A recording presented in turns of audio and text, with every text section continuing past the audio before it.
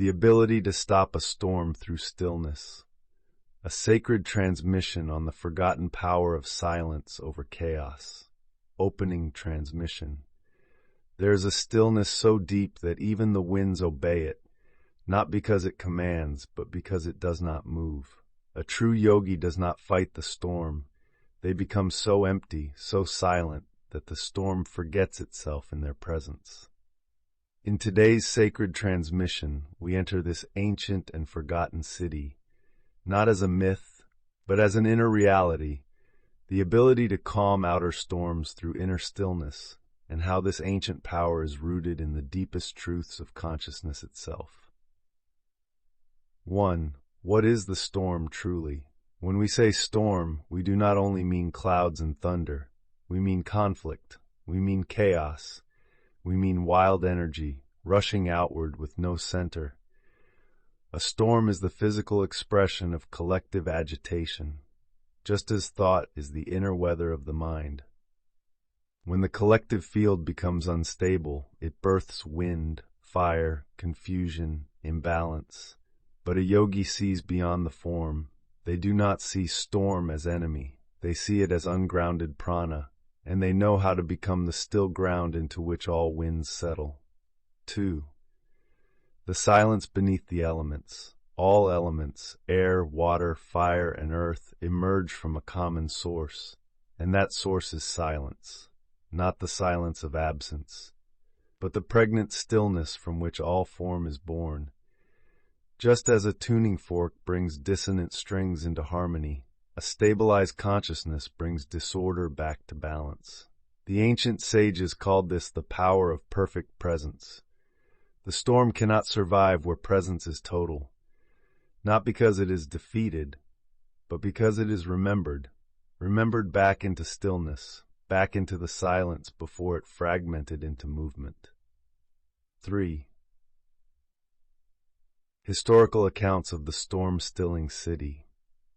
Many ancient texts speak of great rishis who could stop storms. But this was not magic in the way modern minds think. They were not performing spells.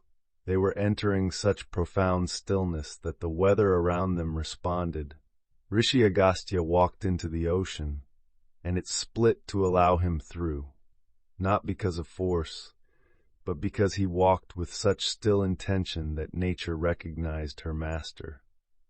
Yogis in the Himalayas are still known, even now, to sit motionless as blizzards swirl untouched, and sometimes the snow begins to fall more softly around them, not out of mercy but resonance. Stillness radiates and the storm listens. 4. The subtle mechanics, prana, magnetism, and still fields. Every storm, whether emotional or atmospheric, is a movement of prana. Wind is agitated air, heat is intensified fire, flood is uncontrolled water. But the pranic body of the yogi can influence the outer prana. Here is how. Stillness is not emptiness. It is dense with coherence. The auric field of one who has stilled all thought becomes like a magnet, drawing scattered energy into symmetry. Just as sound waves can be canceled by a tuning frequency, the vibratory field of a yogi can cancel disorder, not by effort, but by being so empty of resistance that nothing has to push against them. This is why the true yogi never fights. They absorb, they soften, and in doing so, the chaos has nowhere left to exist. 5. Why this is not metaphor but real. Western science already recognizes how focused intention affects systems. The observer effect, the collapse of quantum fields, even the heart's electromagnetic field can synchronize those around it. But the rishis understood this long ago. Your inner weather creates a field. When your breath is still, when your mind is silent, when your spine is grounded, your field becomes stable. And in the presence of that field, the storm cannot remain what it was. This is not metaphor. This is a principle of reality. Like heat diffusing into cold, chaos softens in the presence of coherent stillness. 6. The posture that stills the world. The yogi's posture is not about physical shape. It is about energetic intention. Sit with a spine like a mountain, hands resting gently, not in effort, but in release. Face soft, jaw released, breath like mist. You are not trying to calm anything. You are being calm. You are remembering what never moved. And when you return to this, the storm loses its reason to whirl. 7. What happens when you become truly still? Most people do not know stillness. They know suppression, or they know paralysis. But true stillness is awake, alive. It does not freeze. It absorbs. When you become truly still, your breath becomes invisible. Your thoughts become transparent. Your heartbeat slows, and with it, the world's urgency recedes. You become a mirror. You stop giving the storm something to push against. And this is the secret. The storm only exists because we resist. When there is no resistance, the wind falls. 8. Advanced Siddhi training. Inner to outer resonance. For advanced practitioners, here is a glimpse.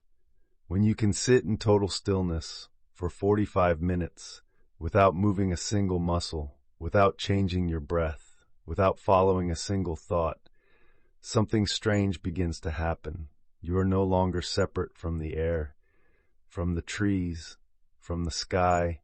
Your boundaries dissolve, and because you no longer vibrate, the world begins to recalibrate around you. This is the gateway to the Siddhi of elemental influence, not control, but surrender so complete that you are no longer different from the forces you used to fear. 9. How to begin. The path of the stormless heart. You do not need to stop a thunderstorm to begin. Begin by stopping the storm in your chest. Practice this. Sit outside as wind passes. Breathe without reacting. Let the breeze move through your field. Do not chase it. Do not name it. Just remain. In time, you will notice. The birds will come closer. The wind will move around you, not through you. Even the trees may seem to sway with your breath, and the storm that was inside you will begin to forget itself. 10. Beyond stopping storms, becoming the silence itself. Eventually, the Siddhi is not about weather, it is about the self. When you are so empty of noise, so beyond effort that even the idea of stopping something fades, then you are the storm and the stillness together. No division, no struggle, only being. And in that state, nothing needs to be stopped, because everything is already home. Mystical reflection. You were never meant to control the storm. You were meant to become the silence from which the storm arises. Do not seek to master nature. Become so natural that nature rests in your presence. This is the way of the true yogi, the path of stillness so deep that even the sky remembers its source. If you felt the stillness beneath these words, consider joining this sacred space by subscribing.